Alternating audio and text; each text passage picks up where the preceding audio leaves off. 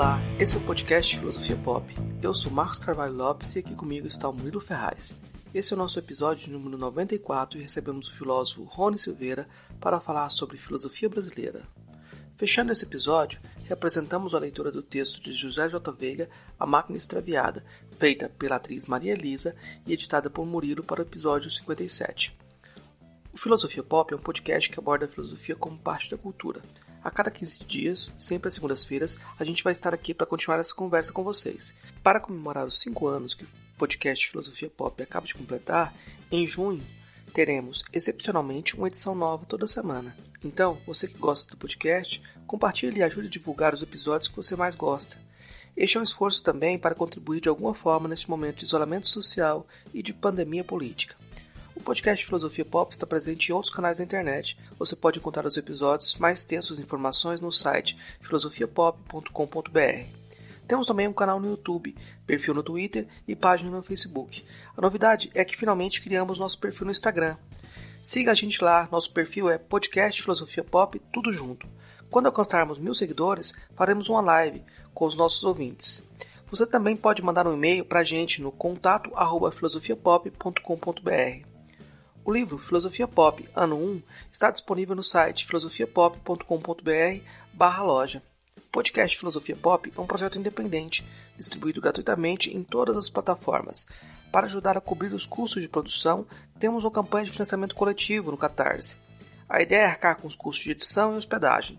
Conseguindo um valor maior, podemos melhorar equipamentos e promover a transcrição de episódios. Para isso, assine o Catarse do Filosofia Pop em catarse.me/filosofia_pop.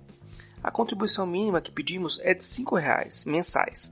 Os apoiadores podem fazer parte da Taverna do Platão, um grupo de WhatsApp que reúne entusiastas do programa. Se você quer ajudar, mas não pode contribuir financeiramente, dê aquela força na divulgação dos programas, compartilhe nas redes sociais, faça comentários e continue esse diálogo.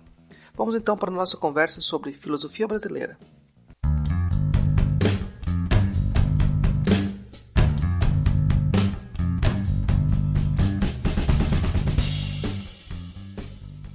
Hoje a gente conversa com o Rony Silveira.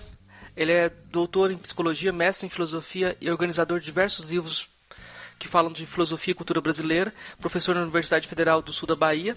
O Rony é o nosso convidado-chave aqui do Filosofia Pop. Ele já participou de 5 episódios. O Filosofia Pop número 8, Filosofia e Cultura Brasileira. Carnaval e Filosofia foi o número 26. Religiosidade Brasileira, o número 36. Novela Brasileira e Filosofia, número 49. E Fazenda, o número 57. No total, todas essas participações, os episódios com o Rony já tiveram mais de 120 mil downloads, né? Então, ele é também um dos nossos campeões de audiência, né? Então, o Rony volta hoje, depois de mais de um ano sem fazer novos episódios. A gente já volta a conversar, ele tem produzido muita coisa, né? Então, eu acho que a gente vai começar a falar hoje, Rony, sobre o livro que você lançou, uma coleção de ensaios chamado Filosofia Brasileira, que reúne diversos textos de coletâneas que você organizou, como Futebol Brasileiro e Filosofia, Samba e Filosofia, Novela Brasileira e Filosofia. Por que você prefere falar em filosofia brasileira e não em filosofia no Brasil?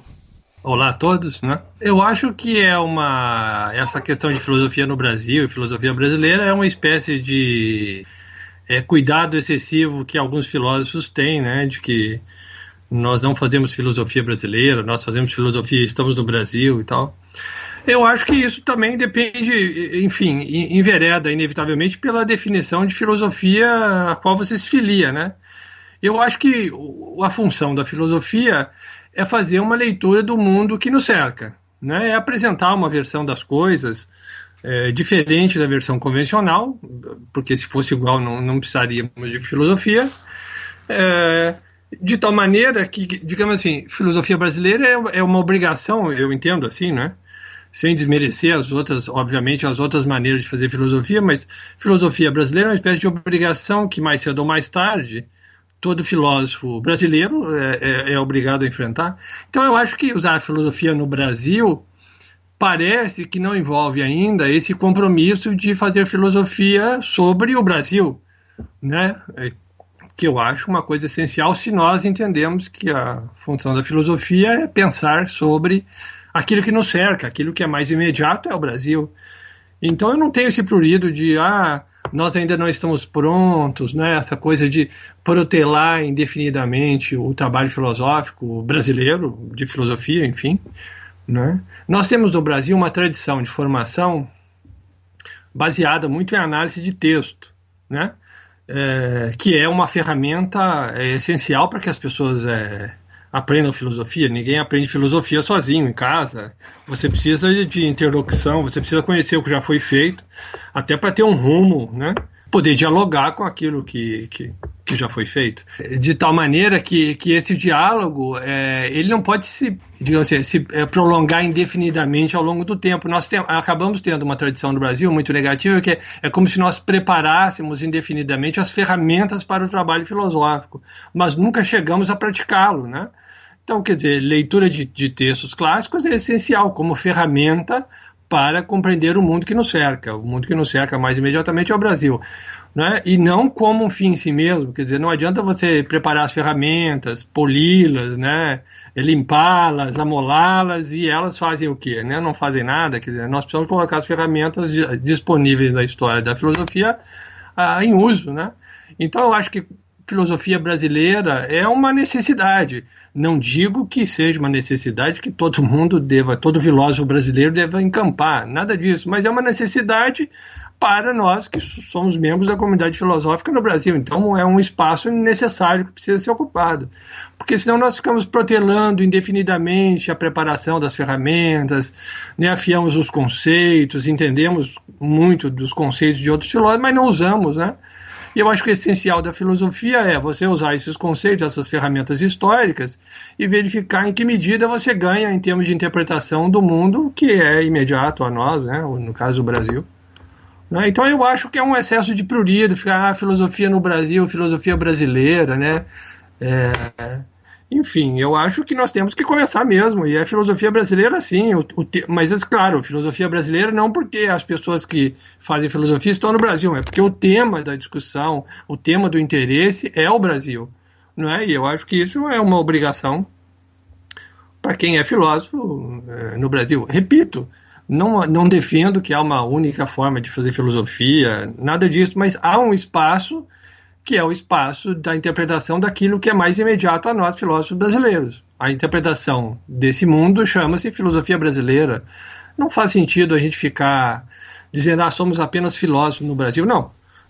Alguns de nós fazem filosofia brasileira. Nós pensamos o Brasil, queremos compreender o Brasil, né? E é isso que nos motiva. Então esse é o objeto de estudo, é o Brasil, não é o Brasil como tema de uma filosofia convencional, uma aplicação filosófica ao Brasil, uma aplicação de uma filosofia tradicional, historicamente consolidada ao Brasil. Não se trata disso, se trata de uma possibilidade de compreender o país que nós vivemos. Então é filosofia brasileira mesmo, né? E não filosofia no Brasil. Eu acho que é um excesso de cuidado que não precisamos ter e não ganhamos muito com essa discussão de nomenclatura, né? Filosofia brasileira é tudo aquilo que nós fazemos e que tenta compreender o Brasil. Sequer vou mencionar a questão de qualidade, porque isso é outro departamento, né? Se é boa ou má filosofia, aí cabe ao leitor ou à comunidade filosófica brasileira se pronunciar depois. Por enquanto vamos fazendo, né? Vamos ver o que acontece. Essa construção de uma filosofia brasileira, esse trabalho com a filosofia brasileira, implica uma mudança metodológica também? Ou uma mudança de perspectiva? Como é que você avalia isso? É até curioso, né? Porque quando eu comecei esse trabalho, eu vou recuperar aqui rapidamente a história, né? Eu e um colega chamado Sérgio Schaefer, eu trabalhava na Universidade de Santa Cruz do Sul, na época, isso por volta de 2006, e conversávamos no departamento sobre por que nós, filósofos brasileiros, não nos envolvíamos com os temas brasileiros, né? E resolvemos fazer um primeiro livro sobre isso, chamado Drummond e a Filosofia. Nesse sentido, por exemplo, a perspectiva era tratar temas brasileiros, mas se você olha, por exemplo, metodologicamente, se você observa metodologicamente o que nós fizemos, né, o livro, na verdade, é muito convencional ainda, né? O Drummond e a Filosofia, Caetano e a Filosofia são livros muito convencionais, no sentido de que nós tomamos o Brasil como tema, manifestações culturais importantes, a poesia de Drummond e a música de Caetano Veloso como temas para o pensamento filosófico, mas na verdade mantivemos uma pegada tradicional de fazer filosofia. Então isso sim é uma espécie de aplicação de categorias filosóficas tradicionais, já consolidadas, de certa maneira, a temas brasileiros. Eu nem vou recomendar ao leitor que se ocupe desses livros, né?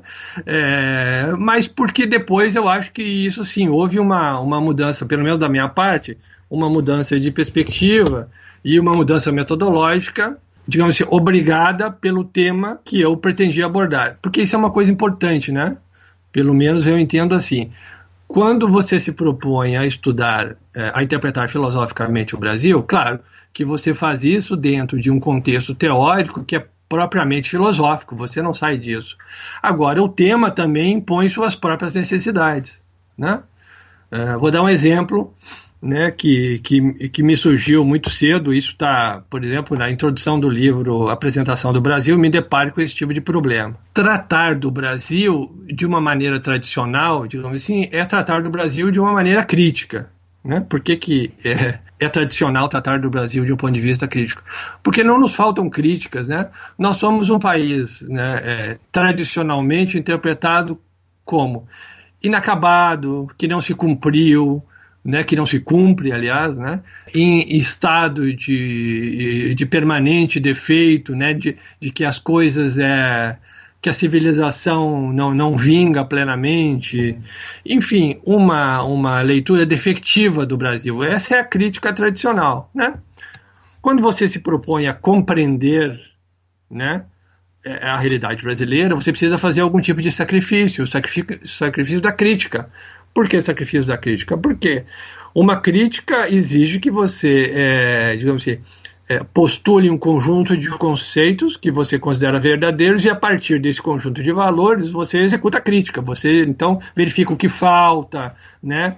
Por que falta, por que não chegamos, por que essa realidade que está sendo analisada, no caso a realidade brasileira, não corresponde inteiramente a esses conceitos. Por exemplo, por que não somos plenamente modernos? Por que não somos plenamente democráticos? Por que não somos plenamente ocidentais? Podemos postular essas perguntas como problemas críticos, né? Nós temos então aí que tipo de valor sendo veiculado? O valor da civilização, o valor da modernidade, o valor da democracia. Né? Nós, a partir de reconhecermos que esses valores, né, eles têm uma espécie de uma sagração, né? Eles têm um conteúdo já consolidado, eles podem servir de crítica. Agora, quando você se propõe a compreender uma realidade, você precisa abrir mão do dispositivo crítico, você precisa suspender esse conjunto de conceitos e verificar o seguinte, mas qual é a lógica interna dessa realidade que eu estou pretendendo interpretar? O que move essa realidade? Como ela se estrutura? Quer dizer, aí nós podemos substituir, eu vou traduzir isso para o ouvinte, nós podemos substituir então a crítica pela compreensão. Né? E claro, isso tem sérias implicações. Não é só uma mudança de perspectiva, certamente também uma mudança metodológica. Né? Mas eu até digo na introdução de apresentação do Brasil que isso envolve uma boa dose de substituição da crítica pelo afeto. Por que pelo afeto? Né? Pelo amor mesmo. Por que pelo amor? Porque para compreender você precisa se afeiçoar, você precisa se aproximar, né? Que é justamente o movimento contrário da crítica. Né? A crítica se baseia no afastamento, na comparação entre aquilo que você pretende compreender, pretende estudar e interpretar com relação ao conjunto de conceitos que você usa. Esses conceitos têm que estar descolados dessa realidade para que a crítica se estabeleça. Então nós falamos de distanciamento crítico, né? Distância crítica. Então, palavras que indicam afastamento. No caso da compreensão, nós precisamos de uma aproximação, né? De uma atitude amorosa vamos ver como é que essa coisa então efetivamente funciona, né? Então eu acho, Marcos, voltando à pergunta inicial, sim, há uma mudança metodológica, há uma mudança de perspectiva que envolve abrir mão do que é essa tradição filosófica da crítica, né? E veja só, isso é uma imposição nem sempre confortável, né? Eu sou filósofo de formação, então fui treinado, digamos assim, numa escola crítica, né? numa escola crítica. A filosofia é um tipo de atividade crítica, né? Bom, mas para pensar a realidade que é mais imediata, a realidade que me afeta diretamente, que é a realidade brasileira, né? Eu acho que a crítica está vencida, né? De novo, insisto, não acho que a crítica seja falha ou que a crítica esteja errada. A crítica com relação à realidade brasileira. Obviamente, o que move a mudança de paradigmas, as mudanças de compreensão das coisas são os movimentos críticos. Certamente, mas me parece que isso também é uma peculiaridade da realidade brasileira, né? A repetição incessante da mesma crítica, né, dessa crítica defectiva que aponta defeitos permanentemente, ela simplesmente, né, se tornou dispensável porque ela não gera resultados. Né? Por que não gera resultados? Porque ela é sempre feita de um ponto de vista tradicionalmente europeu. Né? Então você tem um conjunto de categorias históricas europeias servindo de molde, né, para a leitura de uma realidade. E essa realidade jamais se encaixa nesse molde. Né? Bom, você repete essa crítica uma vez, duas vezes, três vezes, quatro vezes, e depois você tem que começar a suspeitar, me parece óbvio, de que há um problema com a crítica, que a crítica não leva a lugar nenhum neste caso específico. Né? A crítica não está levando a lugar nenhum. Você não está alterando a realidade à medida que você, né, repete incessantemente o mesmo padrão de crítica. Né? A crítica defectiva, essa aqui. O Brasil é um país defeituoso, temos um problema de colonização, né, que alguns, historicamente, isso é verdade, falam em problemas genéticos da constituição da raça brasileira, e aí você pode ir por vários caminhos, você pode ir por caminhos mais culturais. De qualquer maneira, esse padrão de crítica, ele já se demonstrou ineficiente, ele não gera resultado. Né? Nós convivemos com essa crítica desde a chegada dos europeus ao Brasil. Né? Desde a chegada dos europeus ao Brasil, que o estilo de vida dos brasileiros, dos autóctones, daqueles que estão aqui, é criticado, é tido como errado, né? Defeituoso, inadequado, desde sempre. Bom, o que nós ganhamos historicamente com essa crítica? Não me parece que tenhamos ganho muita coisa, né? Até porque essa crítica ela já foi incorporada ao, digamos assim, ao modo de operação da cultura brasileira, ela faz parte do ambiente, né? Então, quer dizer, é preciso mudar o estilo de fazer filosofia para que você de fazer filosofia de um ponto de vista crítico, para que nós talvez tenhamos a oportunidade, veja bem, eu estou dizendo, talvez tenhamos a oportunidade de encontrar alguma coisa interessante, né, substituindo a crítica pela compreensão. Né? Claro, a compreensão tem os seus próprios riscos, né? Por exemplo, o risco principal é você, não tenho uma postura crítica, tento compreender o meu país. Bom, então tudo no meu país, já que eu não estou lançando mão de um conjunto de categorias externas para avaliá-lo, eu só posso lançar mão do conjunto de valores internos. Bom, de acordo com o conjunto de valores internos, é verdade, o Brasil é lindo e maravilhoso, porque os conceitos internos coincidem com a realidade. Então, você pode cair no extremo, né, de um extremo a crítica, do outro a tautologia, você não sai do lugar. Né? Então, é preciso ter muito cuidado.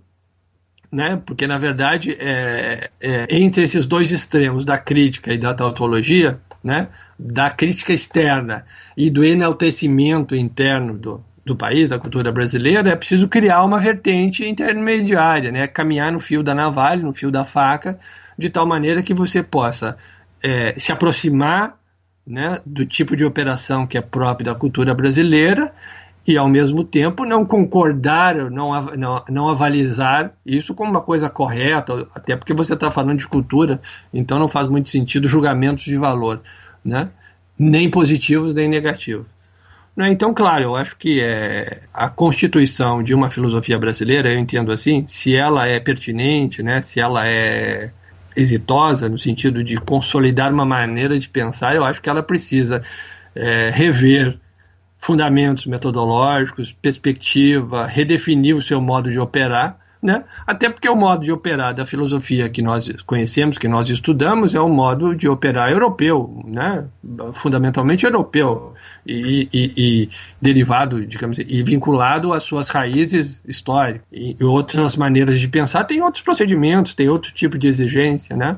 Não é demais, por exemplo, lembrar que essa ideia de que a filosofia é uma espécie de cúpula, né, de cúpula do conhecimento, que a filosofia é a rainha das ciências, essa visão tradicional da filosofia como metafísica, como acabamento, né, de um sistema do conhecimento muito forte na filosofia do Aristóteles, por exemplo, mais explícita em Aristóteles, por exemplo. Essa ideia é uma ideia grega que responde a uma necessidade grega por unidade, né, por reorganização de um mundo fragmentado, caótico, né?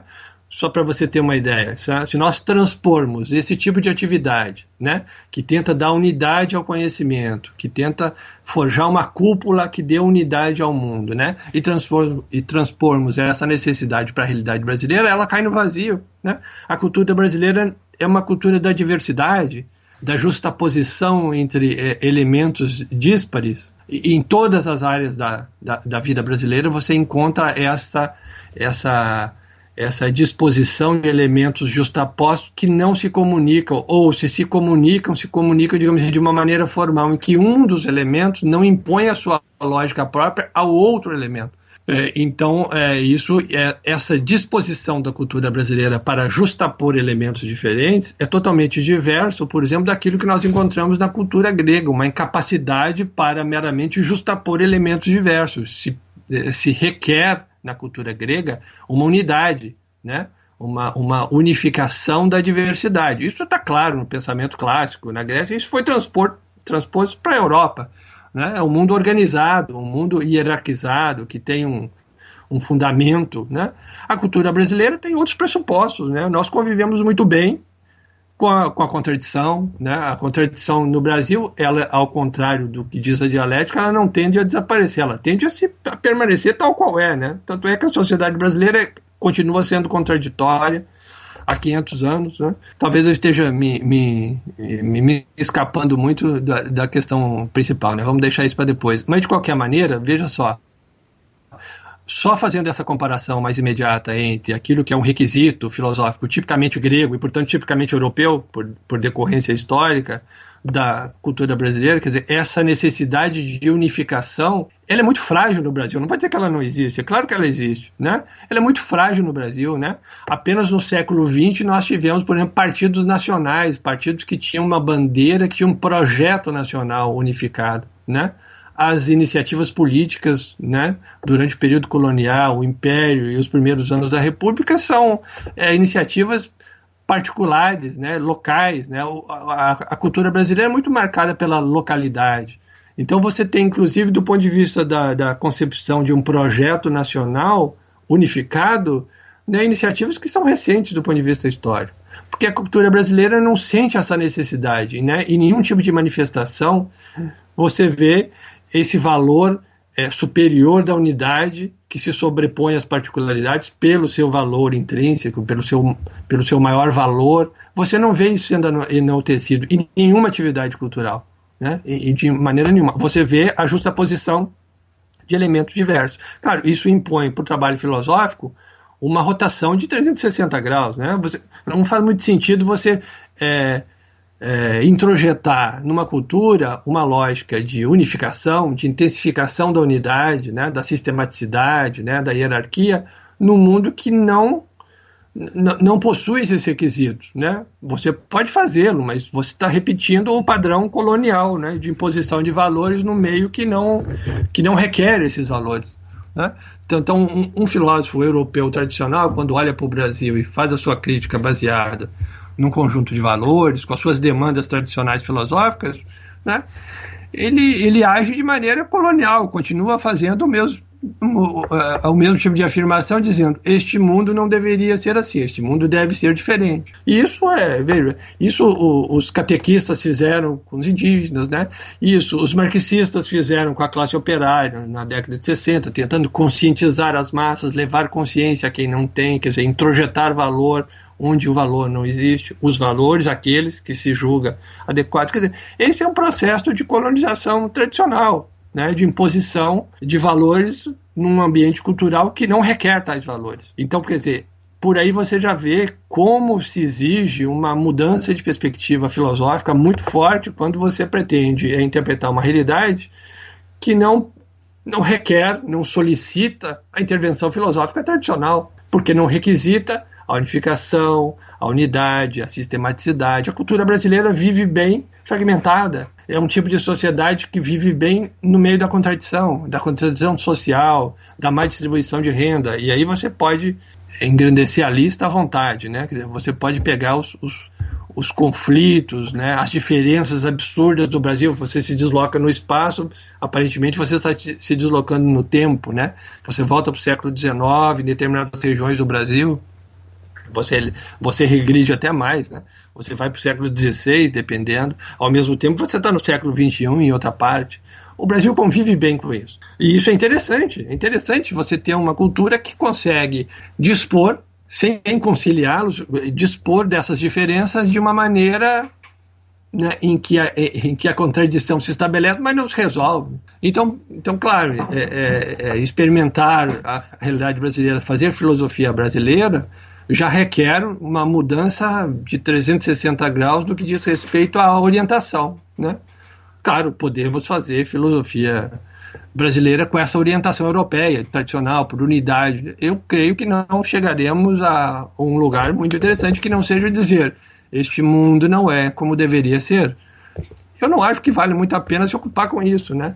É o lugar dos moralistas, é o lugar confortável dos moralistas, que dizem: olha, o mundo não é como deveria ser. Bom, eu tenho certeza que a maioria dos mundos não é como deveria ser, de acordo com os meus valores, mas isso me impede de ver as coisas como elas são. E talvez me impeça de ter a possibilidade de criar soluções que sejam pertinentes para essa realidade. Enfim, aí há uma avenida de diferenças de procedimento, de maneira de compreender a filosofia, que eu acho que fazer filosofia brasileira impõe. Claro, repito, não creio que seja a única maneira de fazer filosofia brasileira. Você pode fazer filosofia brasileira do ponto de vista tradicional. Eu apenas acho que, dessa maneira tradicional, não chegamos a lugar nenhum que já não tenha sido atingido. Apenas repetimos um padrão de crítica, um padrão de moralismo, que me parece totalmente inócuo, que já foi absorvido pela cultura brasileira, né? que torna o trabalho filosófico irrelevante. Aliás, não é em vão que os filósofos no Brasil são considerados figuras irrelevantes, né? Talvez porque a crítica que eles façam, né, o padrão de crítica, o padrão de compreensão, seja efetivamente irrelevante, né? Irrelevante no sentido de que ele não tem pertinência com a realidade, não se aproxima da realidade. Mas, enfim, eu acho que essa é uma diferença substantiva. É uma diferença metodológica, com certeza, é uma diferença de perspectiva. Eu acredito, inclusive, que é uma diferença de definição de filosofia. Para mim, depois de, eu quase 15 anos trabalhando com filosofia brasileira, desde o malfadado Drummond e a Filosofia, em que nós começamos de uma maneira muito convencional, né, a fazer isso, desde lá, para mim, ficou claro que filosofia brasileira não pode ser filosofia ocidental. Não pode ser. Porque a filosofia ocidental está marcada por uma demanda que não faz justiça à realidade brasileira, não se conecta com a realidade brasileira, né? Então, se torna uma filosofia irrelevante. Bom, enfim, eu acho que é o suficiente para a gente começar a conversar sobre as diferenças, né? Que, veja só, diferenças que não são diferenças pelas quais eu optei, na verdade, né? São diferenças que se impuseram a mim em função de me dedicar à realidade brasileira. Enfim, né? Há malas que vêm pelo trem, né? Mas eu queria partir da sua pergunta e vou pedir para você tentar esclarecer sua posição sobre um contra-exemplo daquilo que você falou.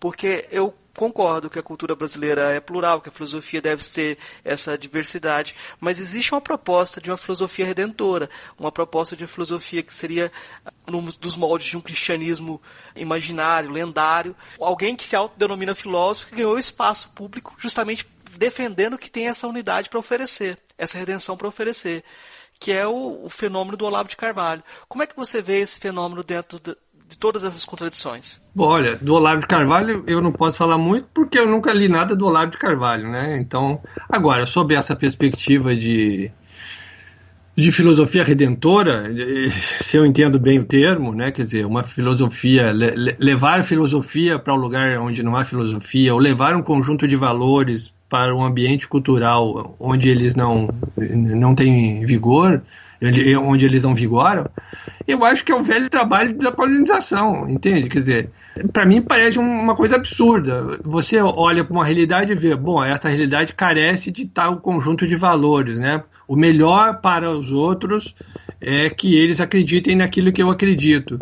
Eu acho que nós, em pleno, do ponto de vista do ambiente filosófico do século XXI, um pouco de um grau de um pouco de humildade, um certo grau de prudência no uso daquilo que você acha que é verdadeiro, que você deveria impor para os outros, ou que você defende que é o caminho certo para as pessoas, eu acho totalmente maluco, né? Depois das nossas experiências traumáticas do século XX, né?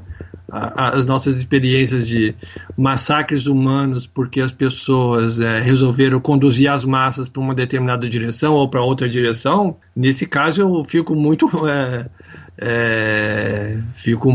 do lado do Foucault, que diz mais ou menos o seguinte, né? É indigno falar pelos outros, quer dizer, a gente tem que tomar um certo cuidado.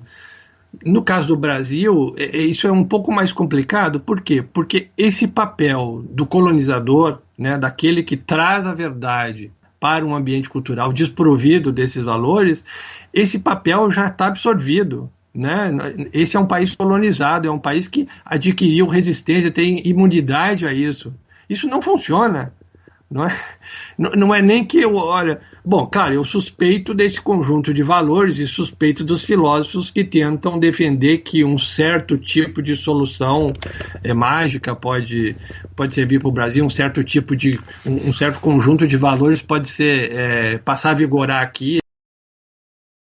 Não, eu queria dizer assim, que não é tanto a questão dos filósofos, mas é como se houvesse um anseio da sociedade em relação a esse tipo de discurso também. Porque quando você pega slogans como Brasil acima de tudo, Deus acima de... Essa ideia parece pressupor que você está oferecendo uma unificação, né? Talvez não para todos, mas você parece estar oferecendo um tipo de redenção e um horizonte em que você teria uma unidade do Brasil para gerar o progresso novamente, né? Ok, entendo. Sim, como se isso emanasse da sociedade. Isso. Mas parece que há um anseio social. Eu acho que na filosofia, em nenhum departamento de filosofia você vai encontrar isso, mas justamente por isso, porque a filosofia não ocupa o espaço público, outras pessoas ocupam o espaço público oferecendo esse tipo de produto. E aí você tem um discurso que faz esse pacote, vem desse pacote como filosofia e vem desse pacote como a redenção do país, né? Como se agora sim vamos nos colonizar do jeito certo, agora sim vamos nos adequar ao mundo. Pois é, né? Eu não acho isso muito razoável de acreditar. Assim, eu entendo, por exemplo, a história do Brasil é uma espécie de repetição, né, digamos assim. Repetição do quê? Nós balançamos entre a ditadura e a anarquia, né? Então eu acho que dependendo da condição política, social do país, um grupo de pessoas obviamente vai defender a ordem a todo custo, né? Porque realmente tem a percepção da insegurança constante, né? Da quebra do mais básico da sociabilidade, enfim. Eu entendo isso como resposta a uma situação de degradação da vida social. Né? Uma reação normal de pessoas que procuram segurança num ambiente degradado, né? Mas tenho certeza também pela história da cultura brasileira, que essa ordem é uma ordem tipicamente brasileira, é aquela ordem que já está lá na bandeira nacional e que nunca se impõe efetivamente, né? Então eu não vejo que essa demanda, o que eu quero dizer é o seguinte, essa demanda eu não vejo como uma demanda autêntica da sociedade brasileira. Ela pode ser uma demanda pontual, por ordem, por segurança, né? Por colocar o Brasil no lugar, ou seja, uma espécie de saída daquilo que se julga ser um momento de anarquia, de degradação dos valores tradicionais, enfim, aí você tem que ver o que cada pessoa está avaliando que está sendo degradado, o que está em crise exatamente, né?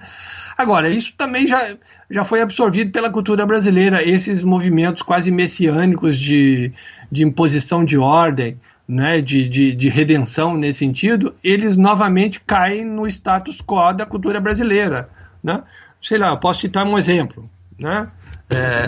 Nós sabemos que durante por exemplo, a ditadura militar de 1964, instituída em 64, ela tinha esse propósito, né? Ela aparentemente respondia a um anseio de parte da população brasileira que queria ordem, né?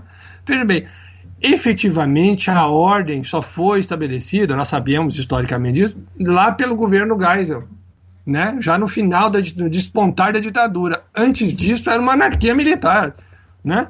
Uma anarquia militar de tal maneira que a gente pode pensar a ditadura brasileira, né? Ela tinha uma intenção de combater a esquerda, então tinha uma intenção, mas uma intenção totalmente diluída, né? Totalmente diluída. A gente pode imaginar, né, o estrago feito, o tipo de violência exercida por militares de baixa patente, a esmo, né, sem nenhum tipo de controle, porque essa é a realidade brasileira. Eu não estou criando aqui uma teoria sobre a ditadura militar. A gente pode ler os livros do Hélio Gaspari sobre a ditadura militar, né, para você entender isso. Quer dizer, a ordem dentro das Forças Armadas, durante a ditadura militar, só foi se estabelecer mais ou menos no governo Geisel. Aí que houve comando unificado. Antes disso, é uma baderna. Quer dizer, é a baderna dentro da ordem. Então, essa demanda, eu entendo que parte da sociedade brasileira demanda esta ordem, demanda, né, estabelecer um sentido, um conjunto de valores, né? Mas o que caracteriza a sociedade brasileira é que os valores não obtêm esse domínio da unidade do território, da unidade da cultura, né? Os valores não se impõem, eles não têm força necessária para se impor, não há disciplina humana para isso no Brasil. Inevitavelmente, né, vamos pensar no pior dos casos, que um grupo social, né, consiga chegar ao poder, um novo golpe militar, um novo tipo de ditadura, e tente impor esse conjunto de valores. É chato os filósofos preverem o futuro, né? Eu acho um desastre, né? Uma profissão, enfim, tem o seu charme, né? Mas eu tenho quase certeza que esses valores não se imporão à sociedade brasileira, porque é uma sociedade habituada a viver na diversidade. O que acontece é que nas pequenas relações de poder, né? Nas pequenas cidades do interior, seja onde for, esse tipo de ordem não chega. Não chega, os valores não se impõem à realidade nacional, sejam eles quais forem. Até agora não se impuseram. Tudo leva a crer que não se imporão tão facilmente assim. Eu acho assim, se há o anseio de parte da população, e me parece que há, né, porque pelas pesquisas, né, essa semana 27% das pessoas no Brasil acham a condução do nosso presidente ótima ou boa diante da pandemia do coronavírus. Bom, 27% das pessoas acham isso, o que é um número expressivo da população brasileira. Bom, eu imagino que essas pessoas tenham algum tipo de anseio, né, parecido com os do presidente da República.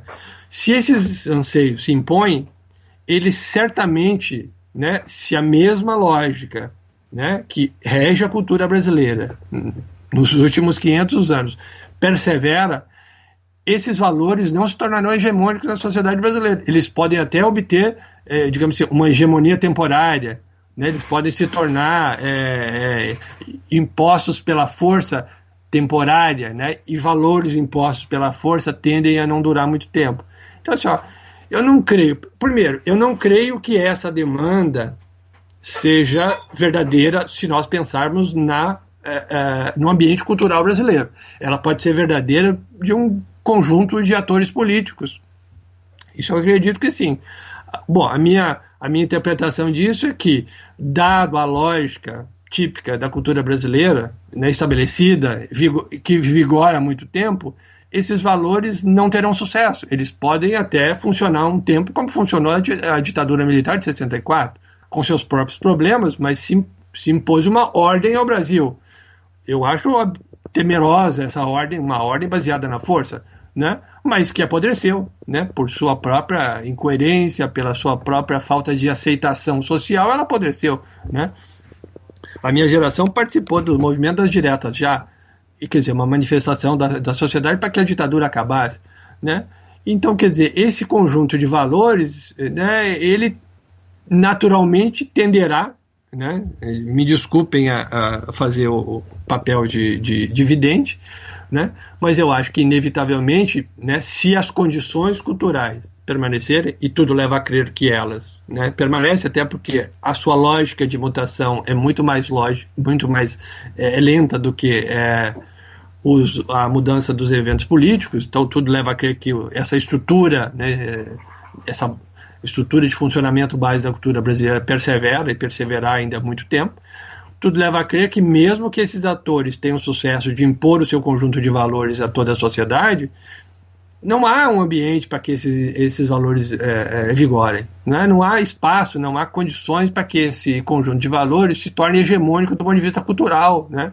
De que a ordem se impõe ao Brasil, que a disciplina se torne algo típico do brasileiro, né? Que o carnaval comece a acabar, que o povo comece a ser menos festivo, mais ordeiro, né? Enfim, poderia citar várias coisas, que a nossa música se empobrecesse, né?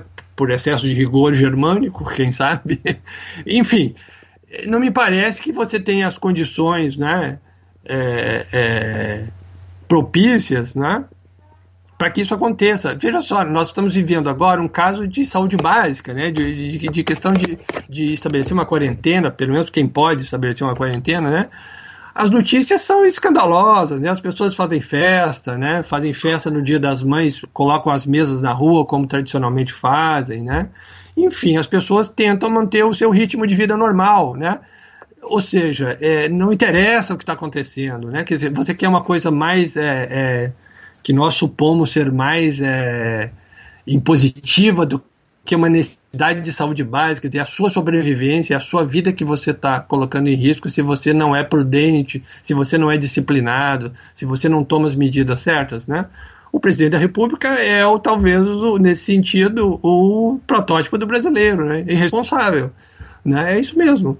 Então, quer dizer, não vejo a sociedade brasileira, né? Não vejo a sociedade brasileira com essa demanda por unidade, por um conjunto de valores que atire do caos. Tá? Eu entendo que alguma parte da sociedade tem feito uma leitura, que no meu entendimento é equivocada, de interpretar os eventos políticos dos últimos anos no Brasil como uma espécie de derrocada moral, né? De novo, você volta para a questão do moralismo, né? As pessoas, alguns acham que tem a verdade, que tem os valores morais adequados para o resto da população e vão lutar para impor esses valores, né? Acho que esse tipo de iniciativa no Brasil, nos próximos anos, se acontecer, está fadado ao fracasso, né? Não vejo condições culturais para que nós adotemos um conjunto de valores hegemônicos, né? Que organize a sociedade, né, que hierarquize as coisas. Nós estamos vivendo uma saída praticamente, eu estou entendendo assim, né, de um sistema democrático, em que todo mundo respeita as regras. Nós estamos abrindo mão do respeito às regras. Isso é sinal de anarquia. Isso é sinal de anarquia, não é sinal de que nós queremos ordem, né? Se nós quiséssemos ordens, teríamos permanecido dentro do jogo democrático, que bem ou mal estávamos jogando. Instituições se fortalecendo, né? Polícia Federal independente, Ministério Público independente. O que você vê hoje, né? Todos estão já aparelhados, né? Porque o que está se prevalecendo aí não é uma imposição de algum conjunto de valores, é a desordem, é a anarquia, né? É a falta de compromisso com o conjunto de valores. A reunião ministerial a que nós tivemos acesso, né, do Ministério do Bolsonaro há pouco tempo, ela é caríssima a esse respeito, né? A reunião, sim, é uma balbúrdia, né? É uma bagunça, cada um pensa e fala o que quer. O presidente está mais preocupado com impor respeito aos seus ministros que governar, né? Tudo é um jogo de força. Não me respeitam, né? Não me dão as informações, não me obedecem. Quer dizer, são preocupações triviais, né? Não é um governo de um país, não é um conjunto de pessoas pensando um projeto para o país. Não há projeto nenhum. Eu não vejo nenhuma condição política, não vejo demanda social por esse conjunto de valores, né? Eu entendo que uma parte conservadora da sociedade quer ordem, mas não vai encontrar ordem nem nos políticos que estão aí, né, exercendo o poder nesse momento, nem em curto prazo. Né? Talvez consigamos uma estabilidade política, uma estabilidade social que gozamos há pouco tempo, né? Mas não vejo a sociedade brasileira assim, na sua maioria, né? Claro que cultura nem sempre é uma questão de maioria. Não vejo essa necessidade emanar e ser manifestada através de manifestações culturais que tenham enraizamento nas pessoas, né? Tem uma parte conservadora da sociedade brasileira que requer ordem, Mas isso né, o europeu, quando chegou, queria ordem, né? O jesuíta que chegou para catequizar os índios queria ordem, né? Queria que os índios ficassem no mesmo lugar para poder catequizar, queria organizar os casamentos, as relações familiares, queria constituir núcleos familiares sólidos. Quer dizer, que querem organizar o país, querem organizar a vida das pessoas, né? Isso está na cultura brasileira, convive com isso desde sempre, né? E nunca e essa força, esse exercício desse tipo de energia, né, disciplinadora, nunca obteve sucesso até agora, né? Então tudo leva a crer que, se ela expressa efetivamente, como eu entendo, né, uma intenção de parte da sociedade brasileira, uma parte conservadora, é uma parte que não vai obter sucesso, né? Certamente. Né? Acho que a cultura brasileira volta ao leito do rio daqui a pouco. Né? Depois de uma ditadura, eu espero que não. Né? Depois de uma ditadura, depois dessa bagunça institucional que nós estamos vivendo, que faz parte do movimento quase natural da sociedade brasileira, né? Enfim, espero que não precisemos de uma ditadura, né, de novo, espero.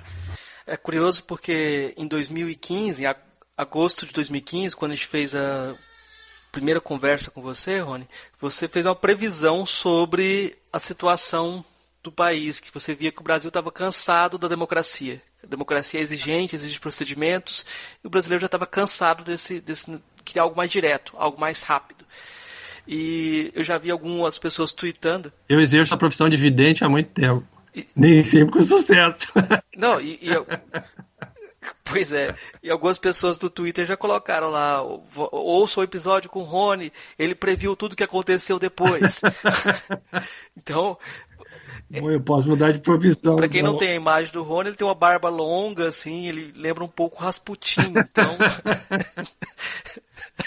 Então, a partir de agora, eu vou profetizar. Então, guardem. Não, mas claro, pois sabe que é uma coisa, a gente tá brincando, mas olha só, os processos culturais, eu não estou falando só do Brasil, os processos culturais, eles parecem aço, eles são maleáveis, né? Mas eles são muito resistentes, né? Eles são muito resistentes. Então, claro, você olhando a lógica interna de um processo cultural, né, de um longo período de tempo, você começa a entender que ele continua se movendo, é uma força inercial, ele muda muito vagarosamente. Então isso te permite prever os próximos passos quase. Não que, claro, é uma extrapolação intelectual, né? Mas, quer dizer, há uma estrutura consolidada de tal maneira que os próximos passos podem variar um pouquinho, mas não saem no trilho, né? Então, claro, te dá essa condição de meio que vidente, mas não é nada pessoal, isso é uma coisa de que você estuda os fenômenos que são muito, digamos assim, tem essa ductibilidade pesada do aço, né? Quer dizer, eles são flexíveis, mas com muito esforço, com muita energia, né? Muito lentamente. E parece a cultura, né? A cultura de aço, né? Ela se altera, mas muito lentamente. Né? Então, claro, isso te permite um pouco antever os próximos eventos, porque eles, a princípio, eles estão dentro da mesma lógica. De uma lógica que tem um autor que eu gosto muito, que eu li há pouco tempo, que é o Bajonas Teixeira Júnior, que ele fala, a tese de doutorado dele chama Lógica do Disparate, e depois ele fez um livro chamado Lógica da Simulação, todos os dois pensando no Brasil. Né? Como o disparate é a marca do Brasil e a simulação também como marca do Brasil. Aí um exemplo que ele dá é como nos códigos do século XIX, na Constituição do século XIX, quando o Brasil se tornou independente, o pessoal não colocou a escravidão lá, colocou num livro periférico, porque eles sabiam que aquilo não poderia ser visto pelo estrangeiro, não ia permanecer a escravidão durante muito tempo. Então coloca numa legislação paralela, não coloca no texto principal. Né? Então já tem um... Sim, o livro. Fica um jogo de empurra. Eu queria que você comentasse um pouco, você até apontou algumas vezes para esse tema, a questão da preguiça, porque foi um dos livros que você lançou recentemente, A Preguiça e a Filosofia, uma coletânea dentro desse esforço de pensar a cultura brasileira, desenvolvendo coletâneas temáticas. A Preguiça e a Filosofia não foi tema aqui do Filosofia Pop. Eu queria que você falasse um pouco dessa preguiça brasileira e da preguiça filosófica, da preguiça da filosofia brasileira. Preguiça da filosofia brasileira? Primeira coisa, nós temos essa coisa digamos assim, de uma espécie de aversão ao trabalho disciplinado. Né? Isso é próprio da cultura brasileira, né? Enfim. Eu tenho várias histórias, eu morei em alguns Brasil, né? Tem histórias de todo lugar, de como as pessoas driblam, né? Digamos assim, driblam esse sistema de trabalho constante, né? Disciplinado, com horário fixo, enfim, isso é de conhecimento público, né? Todo mundo sabe, tem alguma história sobre isso, é um pouco folclórico, né? E nós temos personagens na literatura, por exemplo, dois importantíssimos, né? Eu escrevi sobre eles no A Preguiça e a Filosofia, Macunaíma e Chacatatu, dois protótipos, digamos assim, da preguiça, né? Agora, a preguiça da filosofia brasileira, né? Eu nem acho que... Eu acho que os filósofos sejam preguiçosos, na verdade, né? Não sei se os filósofos são preguiçosos. Eu acho que os filósofos, eles têm uma tendência a fazer uma atividade no Brasil, né? E não seria exatamente preguiça. Talvez preguiça de olhar para o lado certo, não sei. Mas tem uma tendência a fazer uma filosofia que eu digo que é uma planta de estufa, né? Assim, ela funciona dentro do mundo acadêmico, né? A filosofia no Brasil está ilhada dentro do mundo acadêmico, né? A sua capacidade de dialogar com o restante da cultura é mínimo, né? E tem funcionalidade no interior da academia, né? Talvez um pouco da preguiça brasileira seja isso, né? Lida muito bem na estufa, né? Então tem um sistema, o sistema funciona, o sistema se prolifera, né? Você publica, você, enfim, tem alunos, você orienta mestrados e doutorados e etc. E o seu currículo aumenta, é um mundo à parte, né? Mas em termos de eficácia cultural, a filosofia brasileira é muito preguiçosa, né? Porque, inclusive, esse trabalho de dialogar para fora, de fazer trabalho de divulgação, né, que é um trabalho difícil, né, porque você precisa dialogar, você precisa falar, fazer algum tipo de concessão do ponto de vista linguístico para se comunicar bem com as pessoas, é muito trabalhoso, né, é muito trabalhoso. Mas tirando esse aspecto da filosofia brasileira, essa preguiça de sair da sua comodidade, né, do seu ambiente seguro, mundo acadêmico, com as suas regras já consolidadas, essa eu acho que é a preguiça da filosofia brasileira, né? Agora, o livro é uma coletânea, né? A Preguiça e a Filosofia, falando um pouco do livro agora, o livro é uma coletânea, né? Então tem vários tipos de perspectiva, né? de pontos de vista diferentes, mas isso é uma característica muito própria, eu diria, da cultura brasileira e latino-americana, né? Porque a ideia do trabalho disciplinado é uma ideia que nunca vingou muito bem entre nós, né? Claro, com diferença, se você pensar na América Latina, com diferença entre países, né? Diferenças muito grandes, né? No Brasil, por exemplo, há regiões em que as pessoas, né, no meio rural principalmente, não trabalham de segunda a sexta, né? Eles trabalham segunda, quarta, sexta, ou terça e quinta, ou segunda, terça e quarta, quer dizer, as pessoas variam o fluxo do trabalho de acordo com a sua necessidade de subsistência, né? Recebem um salário e aí se ausentam do trabalho, porque aquele salário é suficiente para sobreviver um tempo. Quer dizer, o trabalho, ele não faz parte, né? Ele não tem um sentido existencial profundo de aperfeiçoamento. Eu acho que essa é a questão principal ligada à preguiça, né? Em países modernos, né, que se modernizaram, né, em geral o trabalho tem esse sentido. O trabalho, ele faz parte de um processo de engrandecimento do sujeito. O sujeito está envolvido numa ideia de progresso pessoal, existencial, né? Ou seja, o sujeito, nesse caso, se pensa como carente, a princípio, e postula um trajeto aí desse estado de carência, que seja financeira, que seja existencial, como for, né? Esse digamos assim, é a história do sujeito moderno, né? Ele está sempre caminhando em função de um objetivo, né?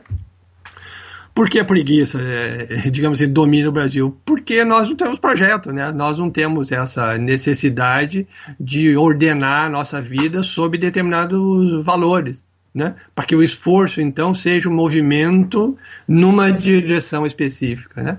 Isso é muito comum. Se você anda no interior do Brasil, você ainda vê as pessoas, elas estão caminhando. Mas se você compara esse caminhar com o caminhar de pessoas em cidades modernas, ou até cidades brasileiras mesmo, porque a modernidade não está ausente do Brasil, né? Ela só não é hegemônica, né? Você vê uma pessoa caminhando numa grande cidade, indo para o trabalho, ela tem um horário, um ritmo de caminhar, ela tem um objetivo. Você vê às vezes pessoas caminhando em pequenas cidades do interior do Brasil, o Brasil que ainda não se modernizou, as pessoas não estão indo para lugar nenhum, elas não têm compromisso, elas não têm horário, e efetivamente alguns não vão vão para lugar nenhum. E quando vão para algum lugar, vão, mas brincando de caminhar, né? O caminhar tem um outro sentido, né? Isso é sinal de que, né, não orientamos a nossa vida numa mesma direção, né? Não somos esses sujeitos progressivos, né? Isso é muito curioso, tem um escritor brasileiro que chamava os brasileiros de improgressivos, né? Eu acho que é muito pertinente o termo, né? Improgressivos mesmo, porque a ideia do progresso envolve essa orientação existencial, né? Toda a sua energia ela é voltada para um único objetivo, você se move numa única direção, claro, e aí você quer ganhar tempo, você acelera o passo, você sabe onde você vai. Digamos, no que eu chamo de o indivíduo brasileiro, não o sujeito, porque o sujeito tem esse ordenamento psíquico, né? essa consolidação da energia em direção a uma direção exclusiva. O indivíduo brasileiro, como ele não é carente, né? Não tem essa falha profunda, né? Esse pecado original, né? Afinal, o Brasil é uma espécie de paraíso, né? Ele não se move em direção à superação da carência, né? Ele não identifica essa necessidade. Claro, nós temos necessidades básicas, né? Como eu disse, quais são as necessidades básicas? Comer, dormir, beber, o que é imediato. Resolvido isso, há outras necessidades não supridas? Não. Então, para que serve o trabalho? Para nada. Então, não se trabalha, né? Então, eu acho que o foco da questão da preguiça é isso. A preguiça não é a ausência de vontade de trabalhar, é a ausência do sentido do trabalho. Bom, o trabalho não me supre com absolutamente nada que eu já não tenha. Por que eu vou trabalhar? Não faz sentido mesmo. O trabalho só faz sentido se ele supre uma necessidade essencial da pessoa. Se a pessoa não tem nenhuma necessidade essencial a mais daquelas que ela já tem, comer, dormir e beber, por que trabalhar? O trabalho resolve o problema básico, qualquer tipo de trabalho, que não é um trabalho sistemático, um trabalho, vamos pensar, segunda, terça e quinta. Pronto, isso resolve. Então não há mais necessidade básica para ser suprida, portanto não há razão para trabalhar. Né? Então eu acho que a questão da preguiça no Brasil é uma questão existencial. Né? Existencial. No fundo, né? Se não se cria necessidade, né? Não há o sentido para o trabalho, né? Então, claro, né? Isso parece um pouco a velha estratégia dos jesuítas, dos catequizadores no Brasil, né? Primeiro você tem que convencer o sujeito que ele é um pecador, porque se ele não tem pecado, você vai vender o que para ele? O paraíso, mas ele não tem pecado, então ele não precisa se redimir. É a mesma coisa da carência. Se você não tem carência, qual o sentido do trabalho? Nenhum. Ele não precisa trabalhar, efetivamente não precisa trabalhar, né? E essa é um pouco a sensação, né, cultural, né, a sensação existencial do indivíduo brasileiro, né? Não tem necessidade. Então o trabalho não tem sentido. Essa é a questão. Então as pessoas, por exemplo, o que o moralista tradicionalmente faz? Quer que o trabalhador brasileiro se torne disciplinado, mas ele não tem o fundo existencial da carência que leva ao trabalho, né? Que leva à orientação da vida numa única direção. Então o trabalho sempre é um esforço que não tem sentido existencial, ele o realiza à força, sempre. Né? Então o trabalho não contribui em nada no engrandecimento das pessoas no Brasil. Né? O trabalho é um sacrifício. Bom, sacrifício você faz quando é necessário, no último caso, né? Para a sua subsistência. Mas o trabalho em si não agrega nada às pessoas. Então esse eu acho que é o fundo psicológico da falta de sentido do trabalho no Brasil. Ele não agrega nada. Veja bem, do ponto de vista cultural, né, ele não agrega nada às pessoas, porque as pessoas não se sentem carentes. Você vai dizer, poxa, mas as pessoas não se sentem pobres, não se sentem miseráveis no Brasil? Não se sentem miseráveis. Se sentissem miseráveis, as pessoas se moviam para superar as suas necessidades. Não estou dizendo que elas se resolveriam apenas com o voluntarismo, não estou dizendo isso. Estou dizendo que as pessoas efetivamente, né, alterariam o seu comportamento em função das necessidades. O que nós chamamos de pobreza e miséria é um cômputo econômico que nós identificamos no Brasil, nos brasileiros. Os brasileiros se sentem assim? Se os brasileiros se sentem assim, por que são considerados um dos povos mais felizes do mundo? Como é que a pessoa pode se sentir miserável e feliz? Bom, uma das coisas ela efetivamente não sente. Né? Eu acho que ela não sente a condição de miserabilidade. Repito, isso é um cálculo econômico que nós, economistas, sociólogos, filósofos, nós fazemos uma leitura do mundo. Isso não significa que a pessoa culturalmente se sinta nessa condição. Bom, como é que ela pode ser feliz e miserável? Não faz muito sentido. Então, eu acho que elas são felizes porque não tem a necessidade, efetivamente falando, né? Se você perguntar para a pessoa se ela tem a necessidade, vai dizer que tem. Mas não se move, não é consequente, não se torna disciplinado, não experimenta existencialmente essa carência. É um modo de vida que ela se habituou a experimentar, que de certa maneira não a afeta. Então, na verdade, eu acho que esse é o esquema básico digamos, a explicação psicológica básica da questão da preguiça no Brasil. É uma questão existencial. E o trabalho efetivamente não tem sentido nesse ambiente cultural. E não adianta tentar impor o trabalho à força. O trabalho, ele não completa as pessoas, né? As pessoas, elas dão sentido para aquilo que as supre de alguma coisa, que faz diferença na sua existência. Bom, se elas não carecem, o trabalho não agrega nada que elas já não tenham. Então ele é um esforço inútil, destituído de sentido. É assim que a cultura brasileira entende o trabalho. É um esforço inútil e sem sentido. O que é bom não é trabalhar. O que é bom é fazer festa, é comemorar aquilo que nós somos. Porque nós somos perfeitos, nós não temos carência, né? Então é bom comemorar isso. Festa é bom, nós somos bons de festa. Então eu fico olhando às vezes, né, as notícias, né, os economistas, mas o nível de produtividade no Brasil é baixo, o nível de produtividade no Brasil é baixo e vai continuar baixo, porque não tem nenhum tipo de ginástica existencial que você possa fazer com a pessoa para que ela se envolva mais com o processo produtivo, porque ela não precisa se envolver mais. O nível de produtividade é baixo e vai continuar baixo. O grau de rotatividade da ocupação de mão de obra no Brasil é uma das mais altas do mundo. As pessoas não se fixam nos trabalhos, porque não se identificam com os trabalhos, com as profissões, com as funções.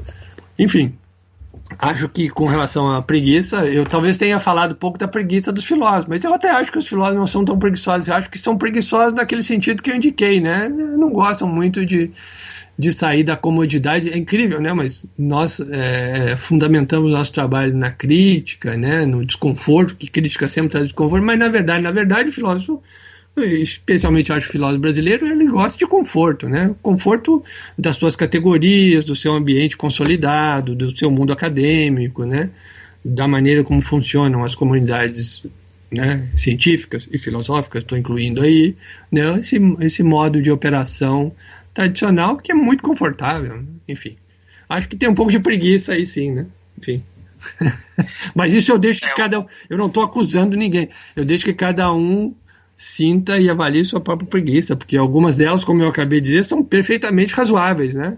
Se você vê que o trabalho não agrega nada à sua vida, você trabalharia para quê? Não trabalha, né? Vá comemorar, vai fazer festa, porque você é uma pessoa especial. Eu não... Eu digo sempre, eu sou um escravo, eu trabalho por força das condições, né? Se eu pudesse, eu não trabalhava.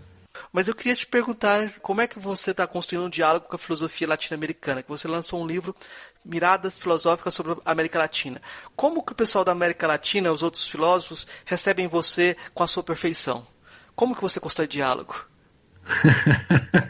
É que eu sou uma pessoa cuidadosa, não me apresento assim, né?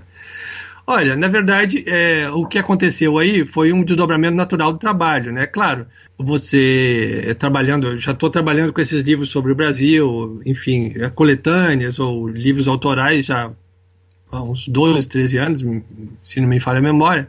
Chega um momento que você começa a cogitar se as coisas que são válidas para o Brasil não são válidas para o continente latino-americano, que a despeito das diferenças óbvias de colonização espanhola e portuguesa, enfim, e outras diferenças, né? Composição étnica da população e tal, mas aparentemente os países têm um tipo de problema comum, né? Problema de desenvolvimento, problema de distribuição de renda. Aí você começa a cogitar na hipótese de que, afinal, até estranhamente, em função das diferenças, que isso pode valer para parte do continente, né? Porque o que a gente entende por Latinoamérica é uma fronteira meio ambígua, né? Ninguém tem muita clareza do que é isso, né? Alguns incluem parte da população americana, os latinos que estão cubanos e outros latinos que estão vivendo nos Estados Unidos, enfim, é uma coisa ambígua, a gente não sabe muito bem o que é. Mas isso poderia ser alguma coisa comum né? Então, foi uma decorrência natural do trabalho. Posso falar mais diretamente, por exemplo, do Chile, da Argentina. Eu tive a oportunidade de estar lá, falar em universidades nesses países. Eu acho que as pessoas se surpreendem um pouco, né? Eu me lembro de uns estudantes no Chile, né, em Valparaíso, me perguntando: mas isso que você está dizendo, será que vale para o Chile, né? Bom, eu não conheço as realidades assim como eu conheço a realidade brasileira. Então, claro, com um pouco de prudência, eu disse: olha, a gente vai ter que encontrar uns filósofos chilenos para decidir isso. Mas eu acho que eles se surpreendem um pouco, né, com a minha leitura da realidade brasileira, né? E eu efetivamente não tenho condições ainda de dizer se isso se aplica à sociedade latino-americana. Isso que eu tenho dito sobre o homem brasileiro, enfim, eu não tenho condições. Algumas coisas são muito estranhas, né? Especialmente, por exemplo, no caso da Argentina, você tem um país que basicamente formado por mão de obra europeia, né, que durante o início do século XX se desenvolveu rapidamente, até em função da chegada dessa mão de obra qualificada, das relações políticas já mais, digamos, amadurecidas do ponto de vista europeu, né, que tinha tudo, e efetivamente até a década de 60 era um país atípico na região.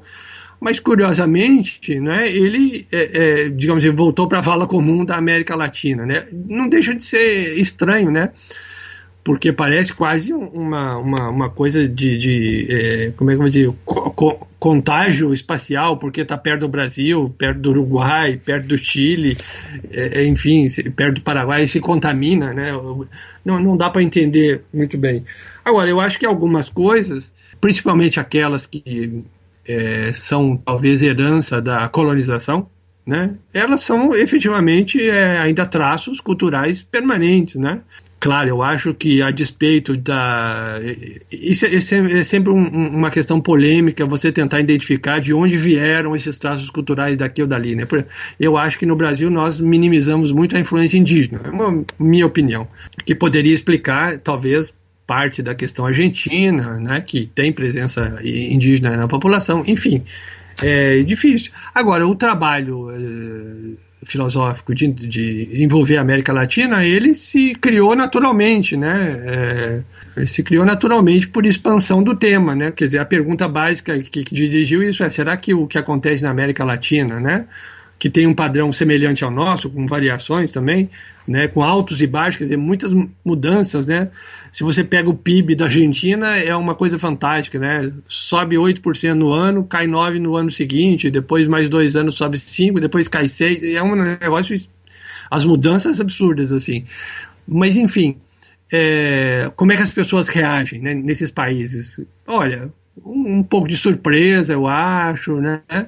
Eu acho que na América Latina, com exceção do Brasil, as pessoas, digamos, elas estão muito mais próximas da influência da cultura europeia, principalmente no meio acadêmico, né? Então tem digamos assim, as formalidades são levadas com mais seriedade, o tipo de trabalho intelectual, ele é mais parecido com o trabalho europeu, né? De certa maneira, são mais alinhados com o mundo europeu. No Brasil, em função talvez de uma certa displicência no trato, de uma certa informalidade, nós nos damos o direito de pensar coisas diferentes. Eu acho até que o trabalho filosófico no Brasil é um pouco mais flexível, né, do que em outros países da América Latina. Então eu acho que há uma reação um pouco atípica, assim, de surpresa no começo, depois as pessoas ficam pensando, né? Enfim, eu acabei de lançar um livro, né, em parceria com um professor da Universidade de Cuyo, em Mendoza, chama-se Dante Ramaglia. Organizamos um livro em função de um evento que participei lá em Mendoza, em função do contato que fizemos. Vamos fazer um livro então, né? E incluímos o livro na coleção Filosofia Brasileira e Latino-Americana da editora FI, de Porto Alegre, onde esse livro, inclusive, está disponível para download gratuitamente, né? Quem quiser comprar um exemplar impresso pode comprar, mas os livros dos últimos anos estão todos nessa coleção e são todos disponíveis gratuitamente para download. Se alguém quiser comprar exemplares, aí tem que entrar em contato com a editora no site para adquirir. Mas eu ainda não tenho uma opinião, Marcos, respondendo a sua pergunta, sobre reação muito, muito consolidada, né? enfim, eu vejo, falei bastante para estudantes, tive bastante contato com os estudantes, são muito receptivos, mas sempre nessa perspectiva, um pouco surpreso de dizer, será que o nosso país também as coisas funcionam assim, né? Então, é um trabalho novo, eu acho, tem uma certa novidade, então isso intriga um pouco as pessoas, né?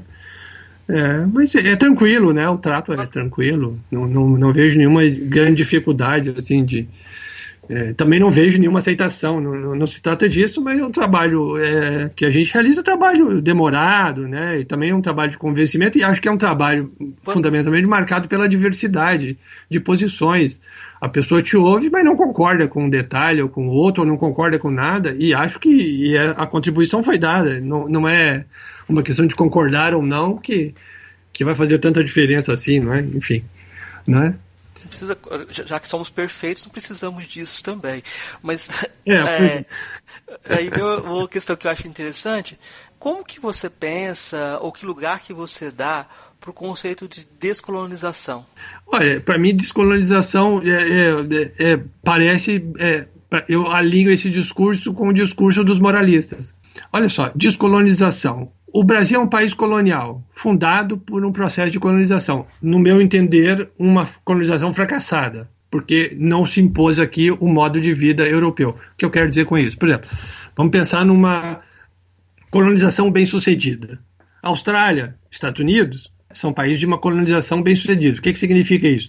Que houve a transposição da cultura do colonizador, ela se impôs nesse novo mundo, né? No caso do Brasil, a colonização não se impôs aqui.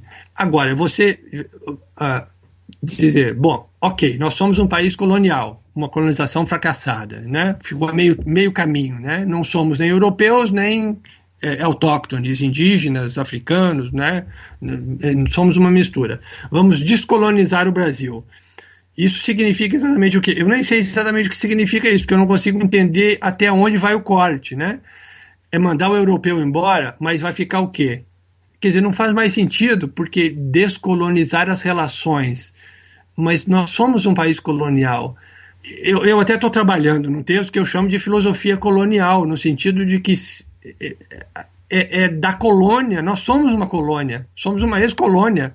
Talvez os procedimentos coloniais ainda façam parte do nosso mundo. Então, como é que você quer descolonizar a cultura que é colonizada? Eu acredito que os nossos procedimentos são coloniais ainda. Bom, como é que nós vamos descolonizar?